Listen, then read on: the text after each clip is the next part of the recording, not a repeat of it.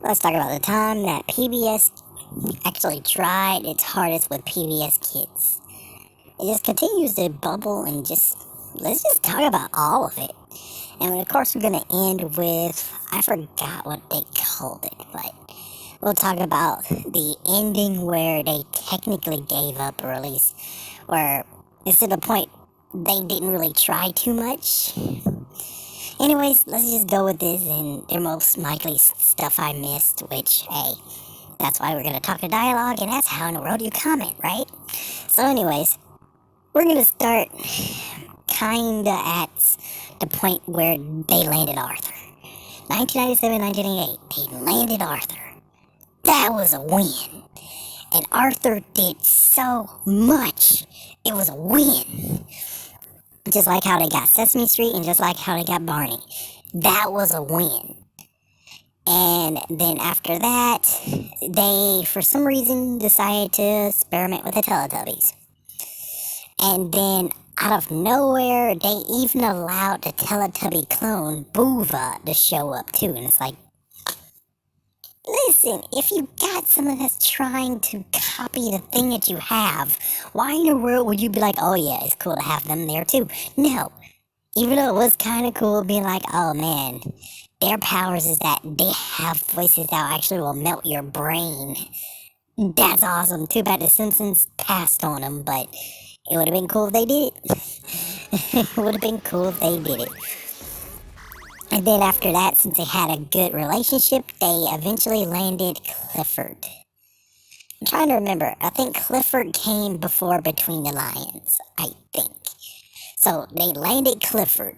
Yes, they're really straightening themselves with Scholastic, even though the Magic School Bus did happen in the 90s too, so I guess technically they landed as a school bus, then they landed Arthur, then they landed Clifford. It only messed up where I kept on making fun of Clifford because, damn, you have no new episodes? Seriously? It's because it turns out the voice actor died of Clifford, and apparently they couldn't recast because f that, and it's like, how can you not recast? I'd rather recast and have freaking damn new freaking episodes versus be like, oh, no one can actually replace him.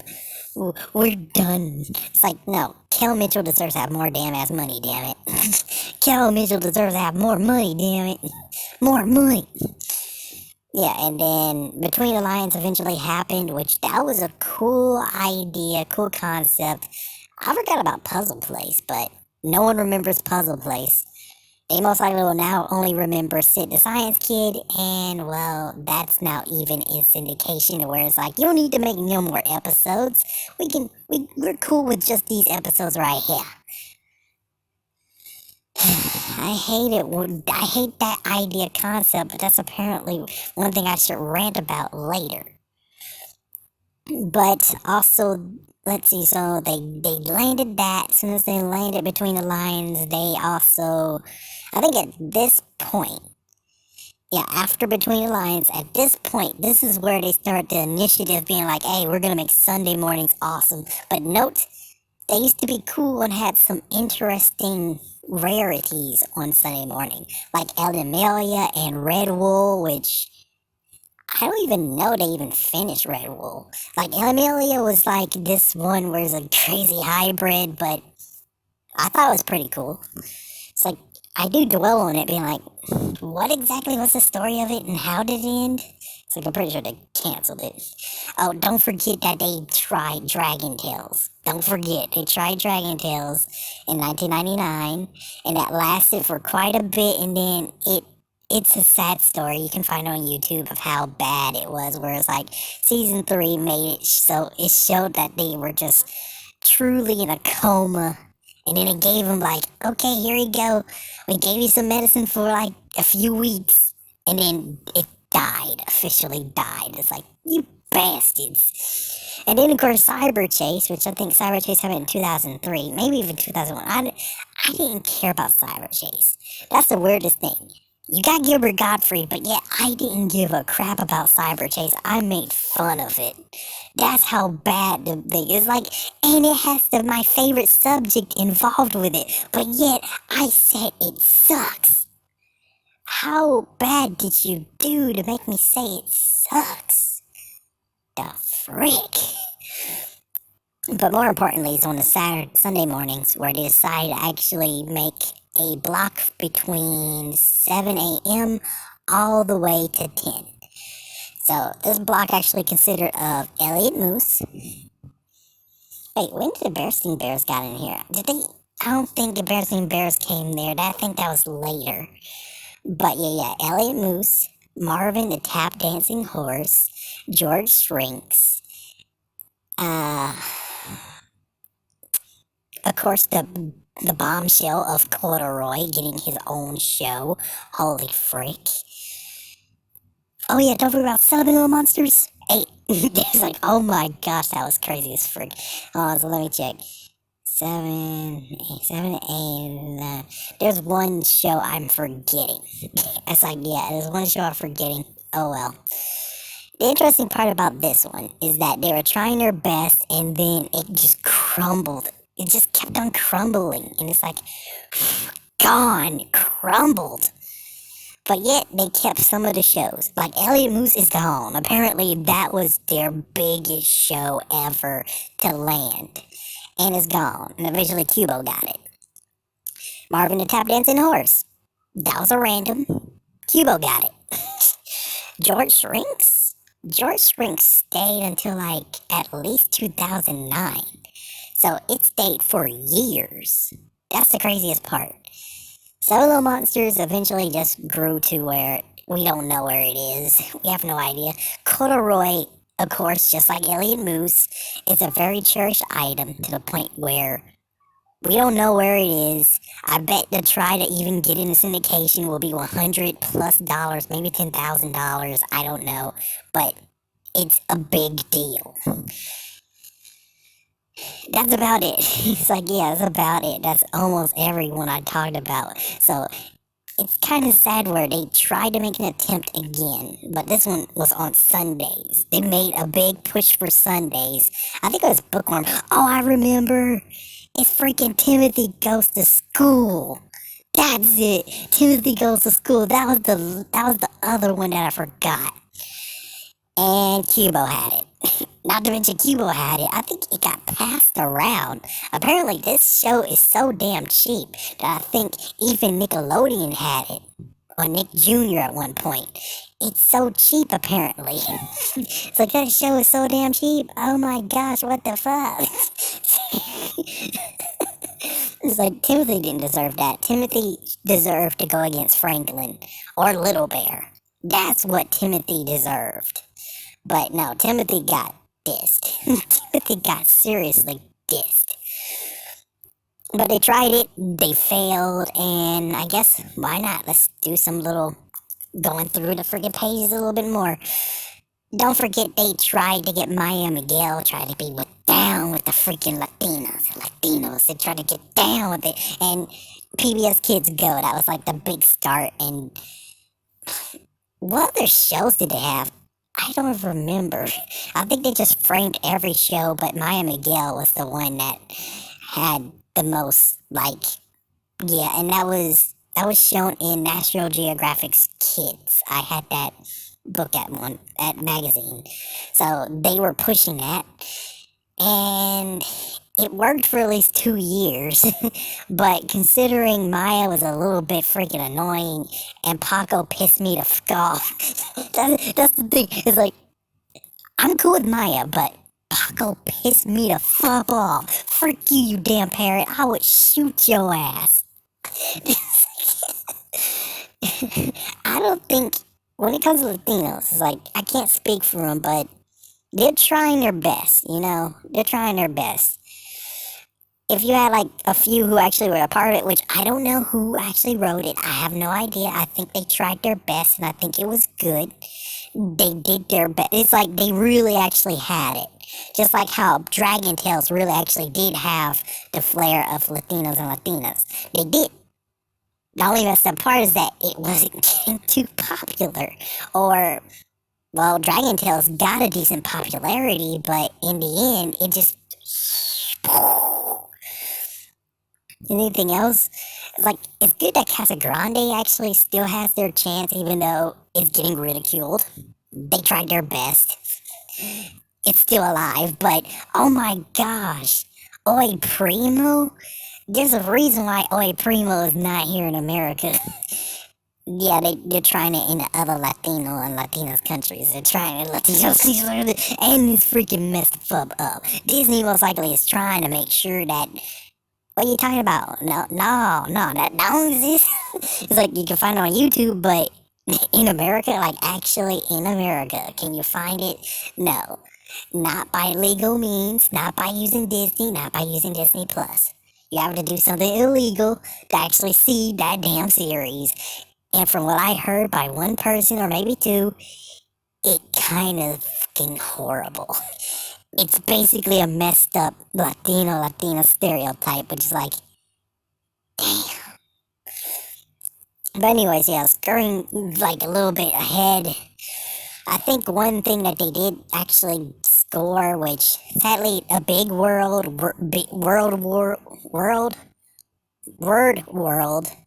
is like those did good. Yeah, they did pretty good. I think they did good. Dinosaur Train, crazy as frick, but it was good. Still, I have to dwell on the big world where you just dissed their ass, and it's like, why did you diss their ass? It was pretty good. It was like the cousin of Bear in the Big Blue House. And even that show by Disney got dissed up the ass too. And it's like, why are you dissing some good freaking shows, you bastards? It's like, jeez, freaking damn it. And you're coming over here with some messed up, stupid, dumb crap. And it's like the ones that actually really could really touch your soul, really can touch your heart. You're just gonna kill them that fast? The frick. At least Between the Lions still exists, but they did their original job to help students, to help kids to actually become readers. They did their job and they faded away in the darkness. Because the prices to actually continue on with the puppetry got too damn ass high. It sucks. But Word Girl was the main thing. That was the last thing I came to see. That's the last thing I saw, and I enjoyed Word Girl. It was pretty awesome. It's like, yeah, a freaking superhero, and yes, I know the whole stupid thing of, oh, and she also has the dictionary in her mind. And it's like, yeah, it kind of sucked, but everything else is pretty damn good. Like, yeah, it's like, if you could just scurry from the whole reading crap and vocabulary and day stuff, which I didn't mind it, it's a good freaking superhero show. The only messed up part is like, that also got dissed. You can watch my video about it. They got this too. It's like every single damn show can actually go off in the graces. The only one that seems to actually be able to be like, and they left in a sweet good night is Arthur. That's the only one. And even then, it's not even the whole thing, and he gracefully landed, and yes, the plane landed on the strip. It's more like they did good, then all of a sudden someone's like, shoot the damn thing!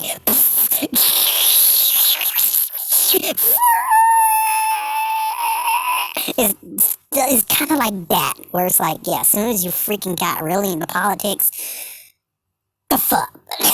That's the real thing of where's the fuck. Yeah, it's like, I still hate it, and I didn't even watch it, and I still didn't watch the last bits of the freaking. I didn't see the last 2 or 3 seasons because it was like, oh well, the Ragburn deserves to actually be married, and it turns out he's an in-closet homosexual. It's like, you listen, you're not Don Mancini. Okay, you can't easily be like, oh, the dumb redheaded bastard over here said that he's a killer dog and he did it. And then all of a sudden, after he did that shit, he just decided to be like, and I want to be in a girl. Fuck this, and I want to be in another person. And I want to possess people because fuck that. I did say I dig it, but fuck that. That's what you did because Mr. Radburn said he was good being a bachelor. He did being a bachelor. That was a part of his life. He's a teacher, and he loved it. He actually got to go on the internet and talk to teachers around the damn ass world. Do you really think he needs to be married, you bastards? And it's like, okay, well, you're a homophobe. It's like, no, I'm not. All I'm telling you is that Mr. Radburn did not deserve that shit. If you're going to make a character that deserves to have development, go for the one I continue to ask and be like, did they ever do anything with her? Which is the damn ass librarian, the freaking damn bunny woman. Name something. Name a story. Name any episode that she actually was a librarian and we knew more about her. Name that. Please name it. If you can name something, thank you. Then I can actually be like, okay, well, I guess they tried their best, but sadly, I continue to try to think, and I'm like, I don't remember anything that freaking damn librarian did besides helping children in the library. So she's a bland ass character who never got developed whatsoever for how many years this damn freaking show was on. They freaking, even the lunch lady, they showed the lunch lady had a freaking story behind her. Almost everybody, every character you can pick from Arthur had a story except for the damn librarian. And you're telling me, oh, pick Mr. Ratburn. Yeah, pick Mr. Ratburn. It's like, no, you could have finally actually expanded on the damn librarian. We could finally actually have something that actually is an interesting dialogue, being like, she was in the background, we never noticed it, but lo and behold, wow. And yet you said Mr. Ratburn. Fuck you. That's why I didn't want to watch the rest of Arthur. It's not even homophobia bullshit. It's more, it's like a little bit, like at least 20%, but 80% is the fact of you make Mr. Ratburn too. It's like basically been like, and Superman, he got beaten up by a metal bat. It's like, how? He was supposed to be invincible. I'm pretty sure he can crush the damn bat with his hand, but somehow he was able to freaking go down by a metal bat. That's what you did with Mr. Radburn, where it's like, you made him too freaking damn impervious. And you did this shit. It's like, yeah, that's why Arthur wasn't perfect. You should have ended it the season before, and then we would have been good to go. That's all I can say on that one. As for every other PBS show, I think they never actually got a sound ending. They never did. Arthur's the only one, and even then, Arthur was like twinkling a little bit with a few new episodes. Not like it used to be. It always like cranked out a very small bit every year, eventually. But in the end, they did their best trying to do things, but the Sunday thing was an interesting idea. It's like the whole idea of being like, oh, PBS Kids Go and all that. They tried their best. It failed. But hey, they got freaking PBS Kids 24/7. I don't know what the damn freaking thing is. I'm basically doing what one person said. If you don't like it, don't watch. It's like, okay.